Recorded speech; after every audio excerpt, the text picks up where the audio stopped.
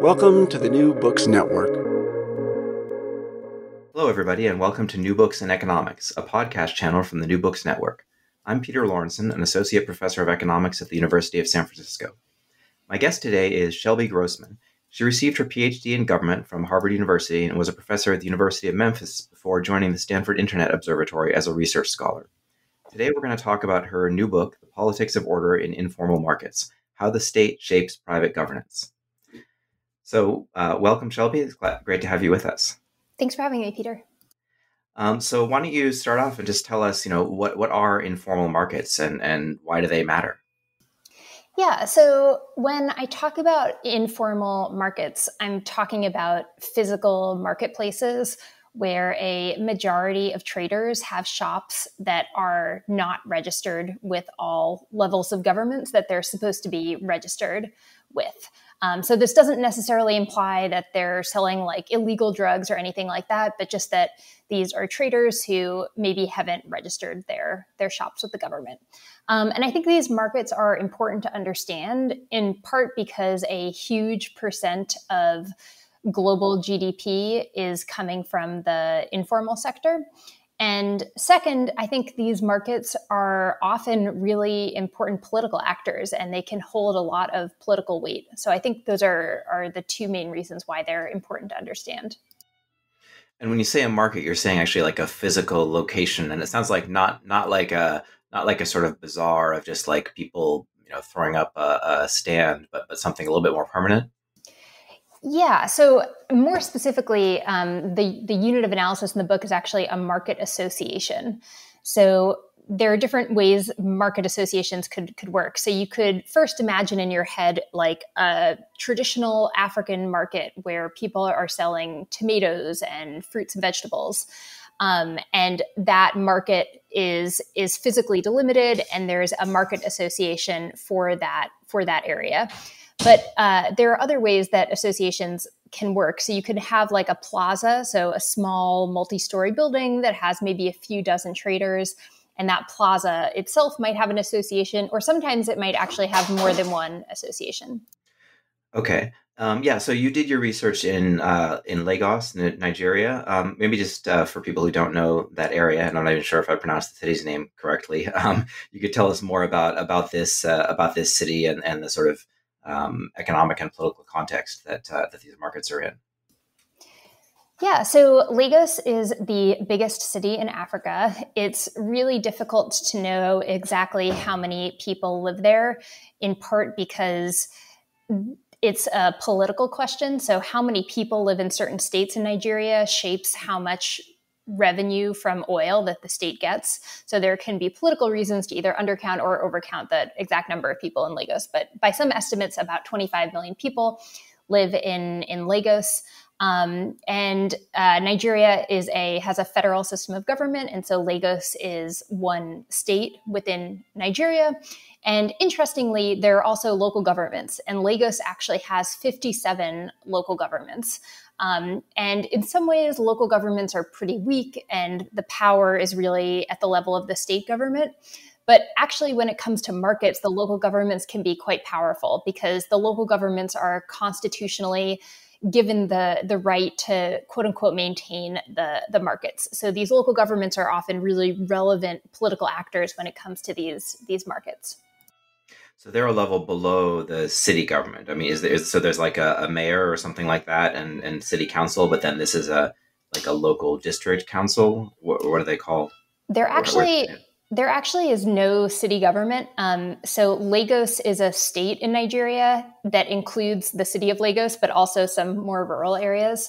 So it goes like state government where there's a governor, just like in the US, and then these local governments, which are called local governments and have a local government chairman who heads them, who is an elected person. That's so clear and specific. This is the local government, and I'm the chairman of the local government. Yeah. Makes it easier to keep track of. Okay, so you're looking at these market organizations, so like associations within like a specific plaza building where everyone's in many cases kind of quasi-legal or not fully legal in their possession of that space, but doing like basically legitimate businesses, like you mentioned, wine or clothing or other things. And so yeah, but so who sets up these market organizations, and what do they do? Yeah, so these market associations are typically comprised of just a number of traders in the market who are elected by other traders to be the leaders of the market. So one of the things that's really quite remarkable is like how similarly structured these associations are. So most associations will have a market chairman. That position might be called different things. Sometimes it's called the market mother or the market father if it's a more traditional market, or the market president.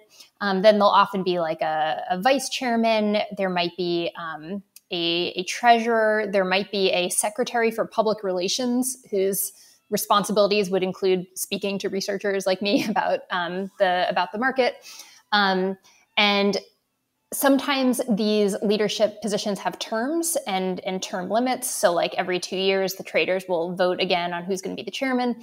Sometimes it's a position that is held for life, which is interesting.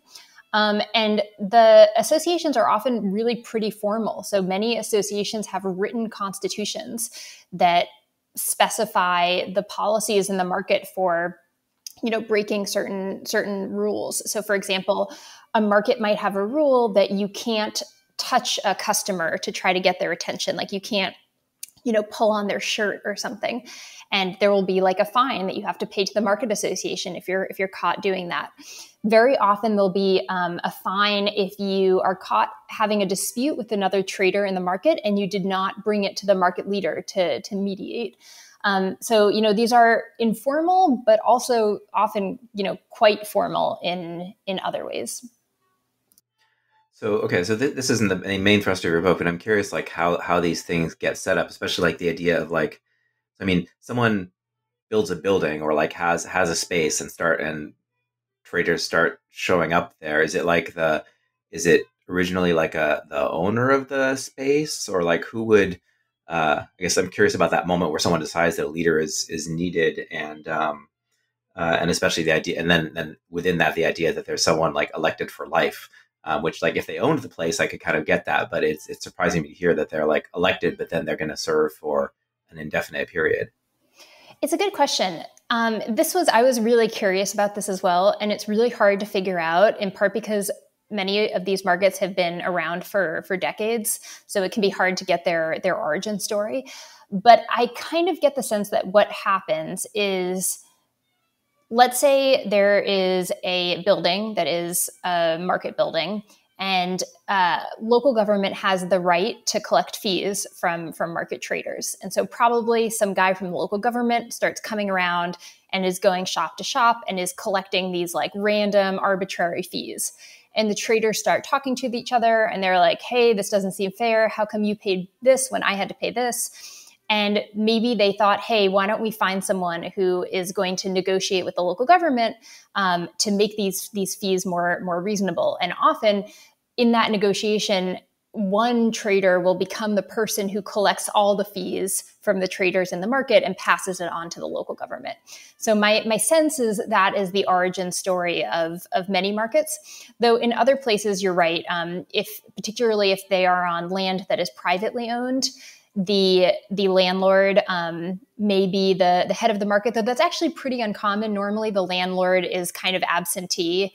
And so I think more often it's the traders just coming together in response to government predation to organize themselves. And so for public land, is that like, are the fees like including like a stall rental or something? Or you mentioned like some of these are like plaza buildings, which, so like the government built them and then allowed traders to set up in them, or how does that happen? Exactly. Yeah. So whether you're in a market that's on private land or public land, you still have to pay rent. But if your market is on local government land, you're going to be paying rent directly or indirectly to the local government. But then everyone, whether you're in a market that's on public or private land, is going to be paying certain fees to the local government. So there is, for example, a radio TV fee. And even if you don't have a radio or a TV in your shop, you have to pay this small fee. There's also just going to be like a general annual trader fee that you pay. So this holds for There are plazas that are publicly owned and privately owned. There are open air markets that are privately owned and publicly owned. So there's a lot of interesting variation. Okay.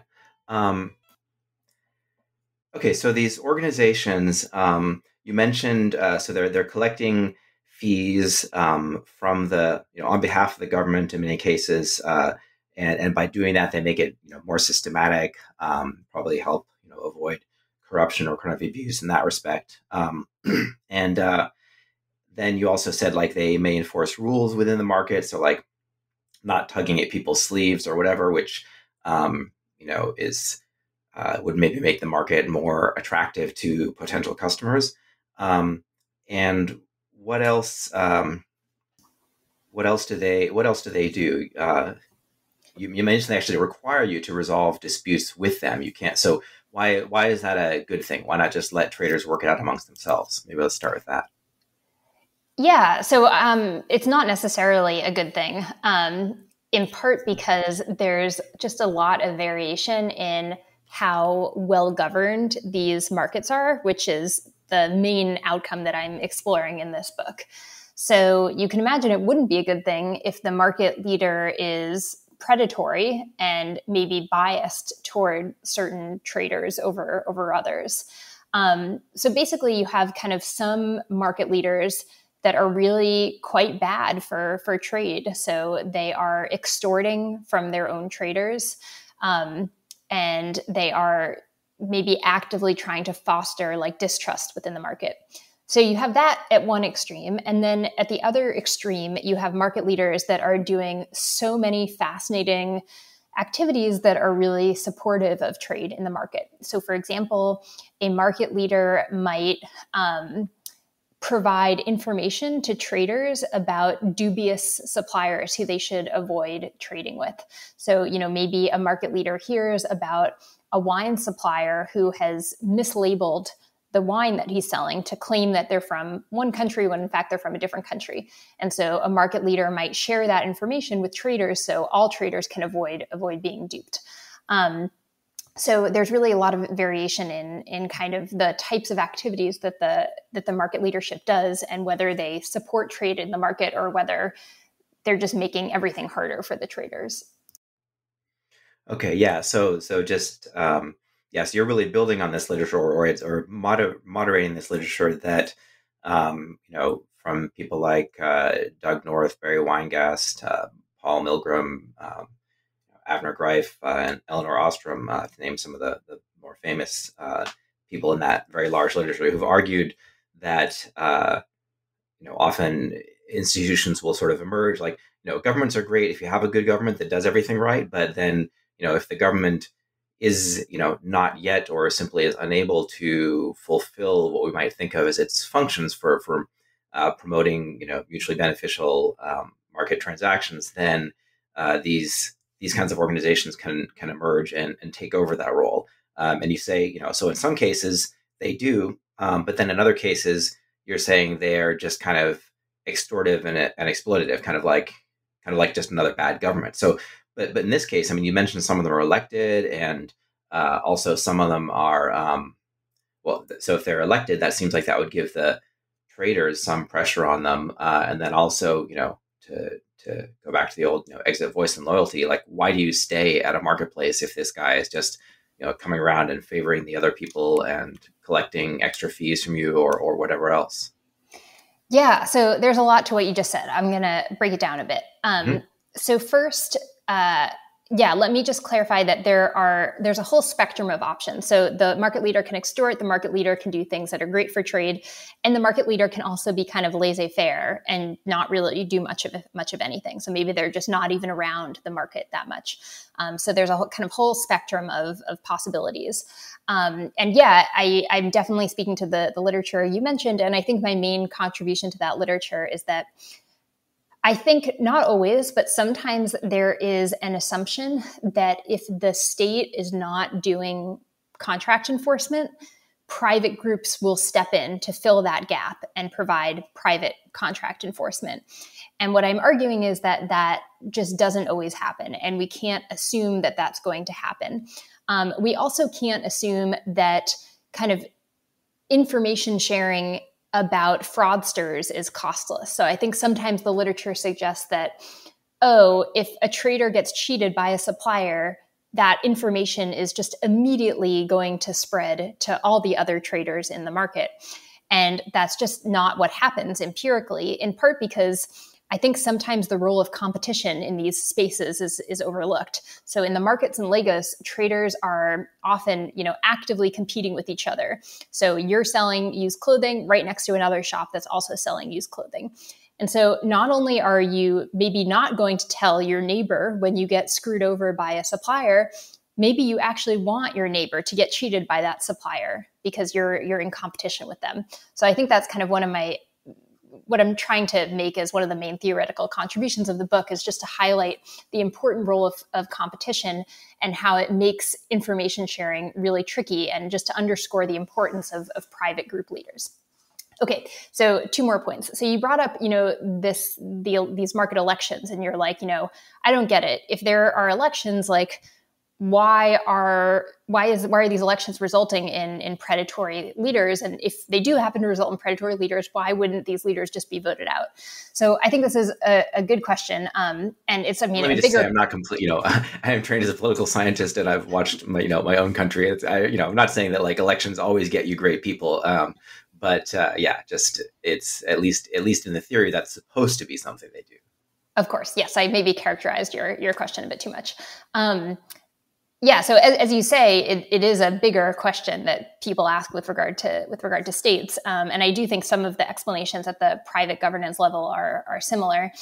I think in part what's going on in this context is, first of all, people don't always make the best decisions. So I went to a market once that had one of these leaders who was very laissez-faire, and she just didn't do much of anything. And I asked traders, I was like, you're complaining about her, but you've been reelecting her. So why are you voting for her again? And people would say, oh, she has a master's degree from the UK, so she'll be better at negotiating with the local government because she's educated like them. And I think in this context, I understand the logic, but empirically what was happening was this woman just wasn't that interested in the market, maybe in part because she was kind of slightly higher educated. So I think people sometimes make those sorts of mistakes. But I think the other thing that happens is some of these predatory leaders, just as happens with states, will do whatever they can to consolidate their rule. So in one of the markets where I was somehow magically able to get people to tell me these stories of corruption, the market leader had basically just bought off the kind of local chairman within the market. So this was a market that had kind of local chairman for different parts of the market in addition to the main chairman. And the main chairman had literally just given envelopes of cash to the local chairman to get the local chairman's support in the elections. And the local chairman would then mobilize their own traders to vote for this guy. Additionally, this one particular market leader had spread rumors that his main opposition challenger was gay, which in this context is a really bad thing. So I think that's part of the explanation. And then just to get to your last question, which I personally think is one of the most fascinating questions, let's say you're in one of these markets with a predatory leader, why on earth would you stay there? And I think there are 2 main explanations. So the first explanation is that there is a phenomenon in Lagos, but also more broadly in the world, called advance rent. And so what this means is that in Lagos, if you want to rent a shop, you have to pay 2 years advance rent upfront. So this is an insane amount of money. I think if I recall, the average rent is about $2,000 a year. So this means you have to cobble together $4,000 US, the equivalent in Naira, to rent a shop. However, once you've been in the shop for 2 years, you only have to pay advance rent for 1 year for all subsequent years. So this hugely disincentivizes moving to a new market, because if you move, you're going to have to cobble together the 2 years advance rent as opposed to the 1 year. And if you leave, do you are they re-upping that every month, or could you wait till the end of your year and then ditch and at least or would you actually be forfeiting a year of rent if you decided to go somewhere else? you're never going to get any money back. So if you pay 2 years rent upfront, like that's what you pay before you have the right to move into the shop on day one, and you're never going to get that back. Right. But it's being counted towards your rent over the next 2 years. Oh, exactly. Yes. So like, could you, I mean, it's just thinking about the size of the barrier. I mean, obviously having to start with the 2 years at a new place would be a big upfront investment. But I'm curious, like if I, after, my first year realized things were not going so well, could I just wait till precisely 24 months had passed since I moved to this location and then be basically down to zero? So at least I'd not have lost that investment. Or do yes, they like definitely. Okay. No, that's a thing that happens for sure. The challenge is like, it's just not always easy to get great information about conditions in other markets, in part because of this competition factor that, these markets are so secretive that people aren't really incentivized to give prospective renters accurate information about conditions in the market. So I think that's another hurdle. And then the final thing is I think there's just often a lot of hope. So, I'll talk to traders who are in these badly governed markets and I'll be like, why on earth are you still here? It sounds awful. And they'll say things like, oh, I just have hope that I think things will get better. It's just because of XYZ factor, business is really going to improve soon. So I think people sometimes, there's some motivated reasoning going on where they think that things will get better, even if they might not. Okay. So then I think the next big part of your book is trying to explain, why some of these places work so badly and some of them work well. So part of why they work badly is because they can get away with it if people are, if there's enough competition, and so no one's and people don't have a good exit option. But what is it that leads them to actually work well when that does happen? Yeah. So you're, just to make sure I understand the question, you're asking kind of under what conditions like the markets are governed better. Yes. Yeah. So I think, the argument that I make in the book is that conventional wisdom might suggest that, especially in a place like Nigeria that has a reputation for being so corruptly governed, that someone might think, private good governance would thrive when this kind of government just keeps its hands out of group affairs and doesn't get involved. But my argument is kind of the opposite. That I actually think it's the threat of governments getting involved in these markets that actually promotes private good governance. And so I think there are two reasons for this.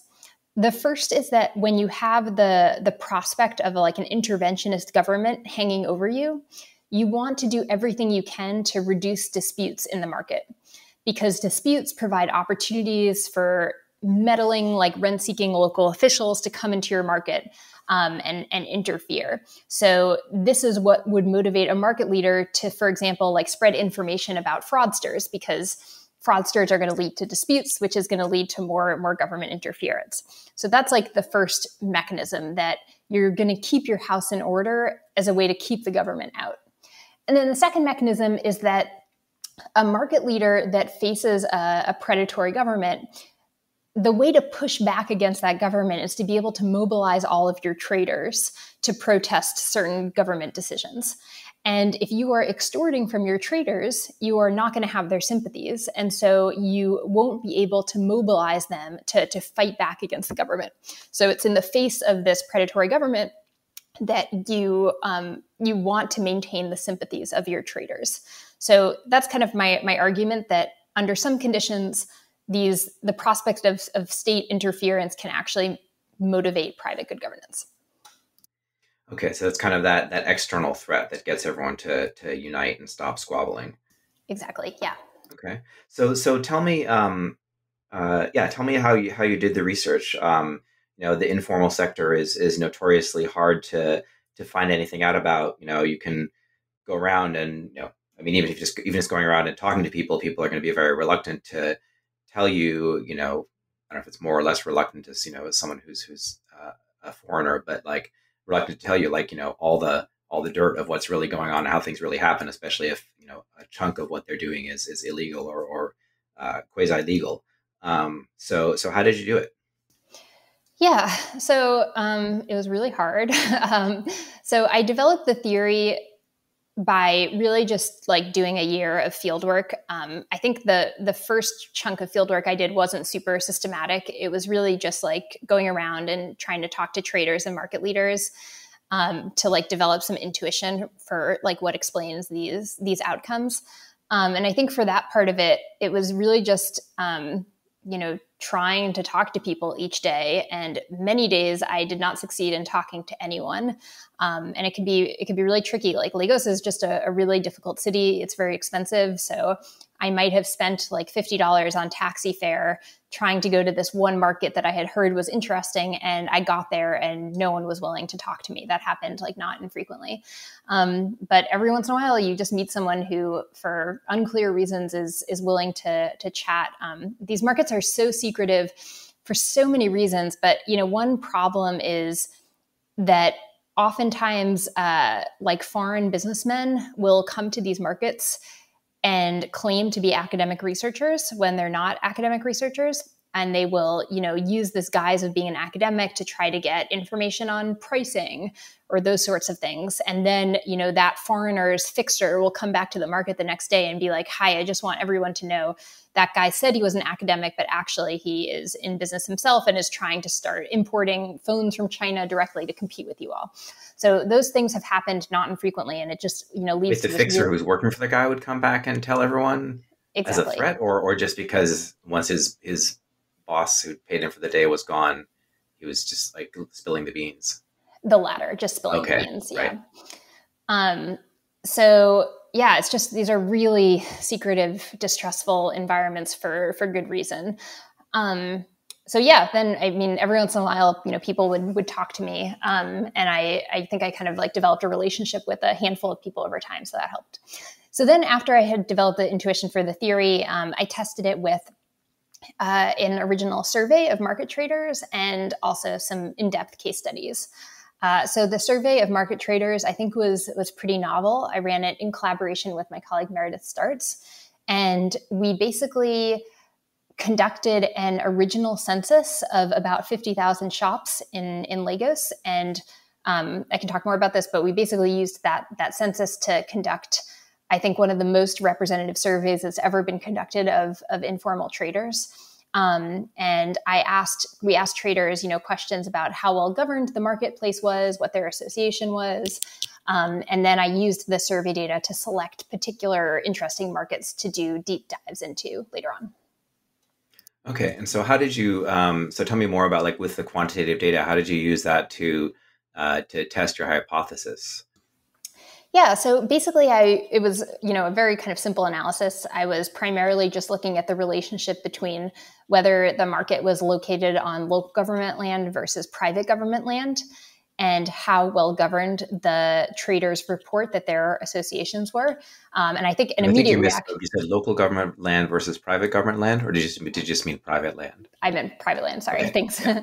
And I think, one reaction I often get is like, is it really that likely that traders are going to be willing to complain about their market leaders? Like maybe they'll be too afraid to do that. But that was not my experience in this context. People were really excited about the chance to complain about their market leaders. So yeah, that was like the primary analysis. There were a number of things that were kind of analytically complicated. So the main one was I wanted to like cluster standard errors at the market association level for my analysis, but that required figuring out which traders belong to the same market association. And this turned out to be really complicated. So the 60-second version is, we had a question on the survey that said, what is your main market association? And it was an open response question. And so you can imagine one trader says they belong to the Balogun Business Association, and another trader says they belong to the Balogun Business Marketplace. Are those two things the same association? It wasn't clear, and I didn't want to make any assumptions. So I actually had research assistants go back to many of these traders to ask them if the association was the same as this other association that was called something slightly different. So I think that was kind of time consuming, but I think it's a model for people to use going forward if they're interested in carefully measuring group membership, whether we're talking about like informal slums that also have kind of like complicated associations, or like resident associations, which I think are understudied but are similarly interesting. Yeah, especially I guess I know like a lot of in other contexts, like in China, I know people working on informal associations are often like looking at a specific village. So then you basically know because they're in the village, but in the urban setting, that must get much more complicated because there's no Exactly. Yeah. clear geographic, location that people are stuck to. Exactly. Wow, well, this is a really cool research. So the last thing I wanted to ask you about is you were well, actually, I asked you before we started whether you thought you might be able to speculate on this, and um, but I was thinking about how this relates to developed countries or kind of markets more broadly or trade organizations. I do see some parallels. Like I was thinking about the I hope I don't have this story wrong. I didn't double check it, but like the Motion Picture Association of America, they set up their rating system of G, PG, R, and X for movies because they were, as the industry was developing, they realized that there was potential pressure for government regulation to come in, and then we also see similarly with companies like Uber and the sort of so-called sharing economy or other platform businesses that they're setting up institutions to police, I guess, partly their own behavior as the organizer, but also to especially when I think about like Facebook, like the kind of communications that go on there, they're trying to police it in order to avoid greater pressures for some external force to come in and threaten them. So I don't know. So that was my kind of loose analogy. But I mean, do you think there's anything to learn from your case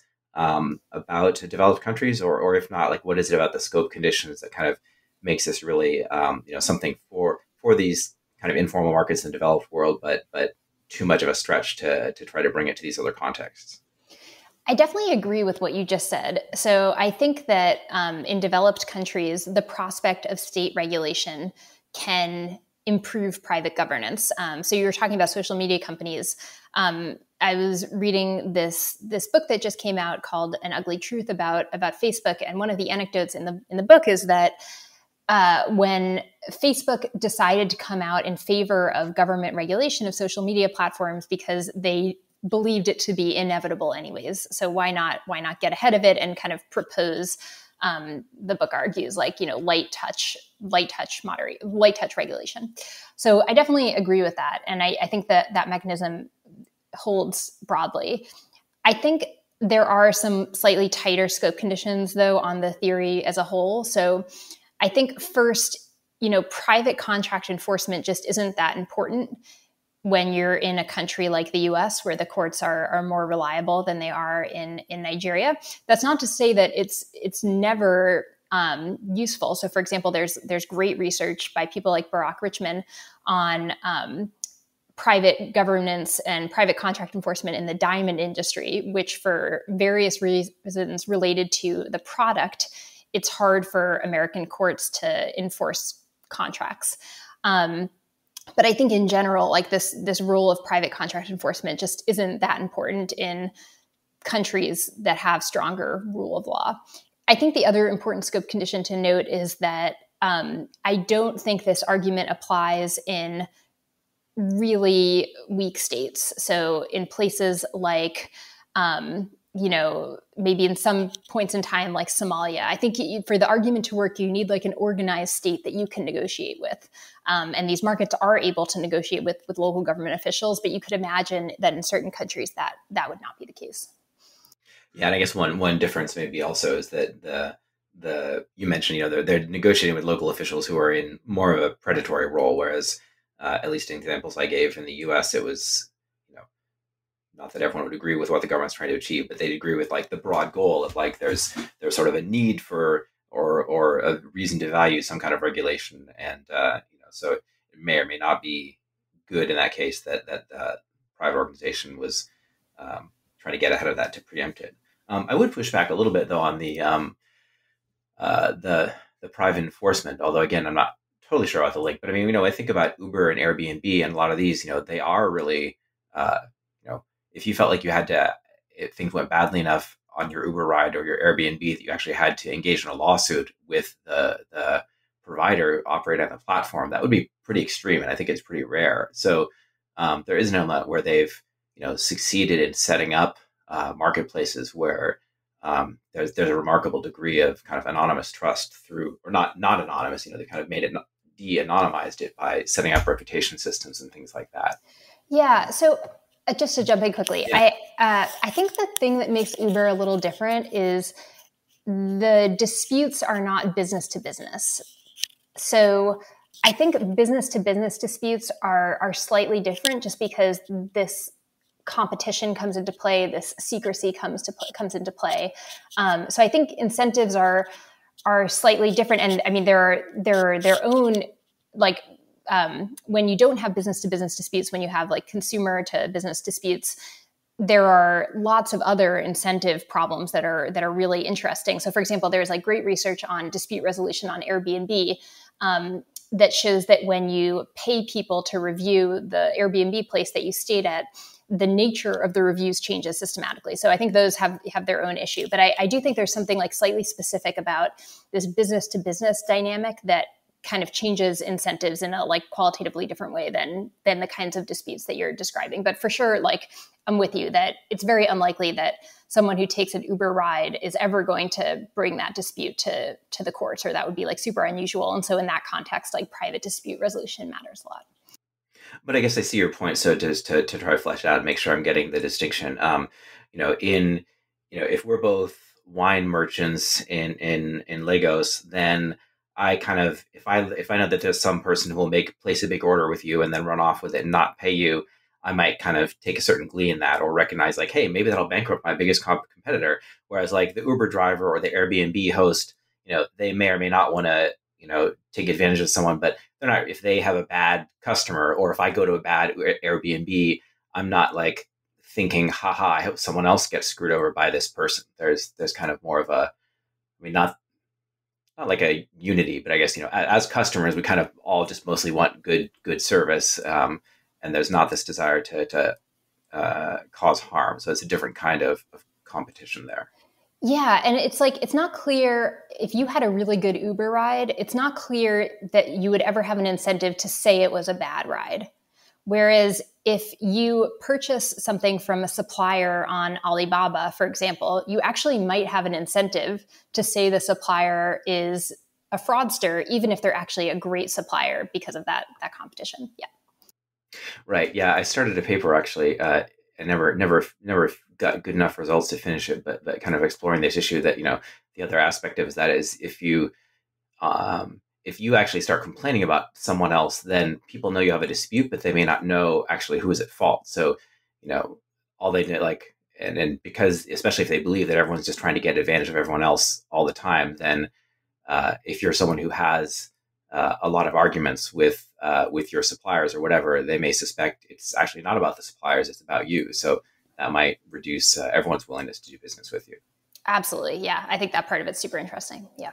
All right. So thanks for sharing about this book. So why don't you just update us on what you're doing now? So you're now a research scholar at the Stanford Internet Observatory, and I was kind of dragging you into talking about the internet economy there a little bit, but tell us more about what the Internet Observatory is and what you're doing there. Yeah, so the Stanford Internet Observatory is a research program that aims to study ways that the internet can be abused to cause human harm. So this is partly disinformation, where people are using, for example, Twitter in the way it's supposed to be used to like create a tweet. They're not hacking Twitter or anything like that. But the content of the tweet is maybe intentionally designed to cause harm. But we look at other types of internet abuse as well. So we have looked at the spread of non-consensual intimate imagery on the internet. I have a project I'm working on related to self-harm queries. So if you search suicide-related terms on Google versus Bing versus DuckDuckGo, what kind of content are those platforms surfacing? And I guess just to talk briefly about one project that I'm working on that is somewhat related to the book, I have a project on looking at these same traders. So the traders that I looked at for the book, we've since surveyed them 4 more times. And most recently, we asked them questions about COVID misinformation and willingness to get vaccinated. And so this is obviously not like a nationally representative sample. This is a very specific sample of informal traders in Lagos. But I think the findings are somewhat interesting. So the main finding is that there isn't like a type of person that is more likely to believe COVID misinformation in general. However, there are factors that predict belief in a certain type of COVID misinformation, namely anti-government COVID misinformation. And so not surprisingly, supporters of the opposition PDP party are more likely to believe anti-government COVID misinformation. So this is stuff like, oh, the government is installing 5G around the country as a way to, control us, and things that look like symptoms of COVID are actually symptoms of 5G. So that's the first main finding. And then the second main finding, which I think is really odd and is not at all what we suspected, is that there is no relationship between belief in misinformation and willingness to get vaccinated. In fact, men in our sample are most likely to believe misinformation, but also most likely to want to get vaccinated. So I think that's a really interesting finding as well. Yeah, that is surprising. Is the misinformation different there compared to here? I mean, here obviously a lot of the misinformation or things that lead to vaccine hesitancy is like maybe not understanding the science of vaccines, or having ideas about what the vaccine will do to you that are not based on any kind of reality. But so then you can see that would feed directly into being reluctant. But are they believing bad rumors about vaccines and yet still getting vaccines, or is it that it's different kinds of misinformation? Yeah, I mean, I'm not totally sure. So some of the misinformation is identical to the US misinformation. So there's like the Bill Gates COVID misinformation that we have here as well. Some of it is definitely specific to Nigeria. So there's one particular piece of misinformation that says the federal government took al-Majiris, so like the people in northern Nigeria who go to school to study Islam. The government took al-Majiris who are infected with COVID and sent them to the southeastern part of the country to spread COVID there. So it's like a very Nigeria-specific, piece of misinformation. I think one thing that might be going on is that we didn't ask about vaccine-specific misinformation. So maybe if we had, we would have seen a correlation there. But I think it's still interesting, even if that would be the case, that you would think that there would be a correlation between regular COVID misinformation and vaccine misinformation. Another possibility is just that we had to ask this question as a hypothetical, because we asked about willingness to get the vaccine after the vaccines had been developed, but before they were available in Nigeria. And people in many parts of the world often have a hard time answering hypothetical questions. So it's possible our measurement is a little bit imperfect. So I don't know. That's one other possible explanation. Huh. Well, that's great that you're still, able to keep in touch with this, really unique survey population, and get stay with them for follow-up studies of various kinds. Well, we feel really lucky that the traders are kind of still willing to talk with us like so many years later. It's definitely the funnest part of this project to have these long-standing relationships with them. Yeah, no, that is a great part of field work, is getting to know people, in very, very different parts of the world, and develop a trusting relationship with them. Okay, well, that's about all the time we have. Thanks so much for being on the show. I really enjoyed having you. Thanks so much, Peter. I appreciate your time.